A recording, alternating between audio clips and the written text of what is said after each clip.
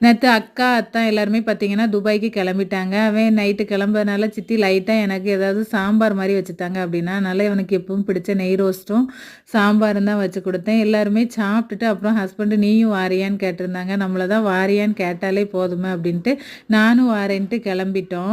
எல்லாருமே வீட்ல சாப்ட்டு தான் போயிருந்தோம். ஹஸ்பண்ட் மட்டும் டிரைவிங் இருக்கிறதுனால நான் கொஞ்சம் லேட்டா சாப்ட்டுக்கிடுதேன் அப்டின்ட்டாங்க.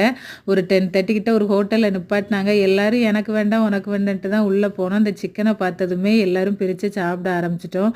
கடைசி அவங்கள கூட சாப்பிட விடல. நாங்க தான் உட்காந்து சாப்பிட்டுக்கிட்டு இருந்தோம். கிரில் சிக்கனு, குபுஸ், அப்புறம் ஃப்ரெஞ்ச் ஃப்ரைஸு, அப்புறம் KFC சிக்கனு எல்லாமே வாங்கியிருந்தோம். ஹஸ்பண்ட் வந்து எல்லாருக்கும் முதல் வேலையா பிரிச்சு பிரிச்சு குடுத்துக்கிட்டு இருந்தாங்க.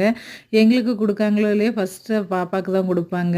அவ எதையுமே சாப்பிட மாட்டா. மிச்சத்த ஃபுல்லா என்கிட்ட தான் குடுப்பா. அவளுக்கு வந்து கார் ஒத்துக்கிடாதனால எப்பயுமே வெளிய போனாலும் ஒரு பெரிய பட்டைய போட்டு தான் வருவா. ஏர்போர்ட்டுக்கு வந்தாச்சு. ஏர்போர்ட் பார்க்க நல்லா சூப்பரா இருந்துச்சு. வந்ததுமே தம்பி, பாப்பாலாம் தூங்கிட்டாங்க. நாங்களும் விட்டுட்டு கிளம்பி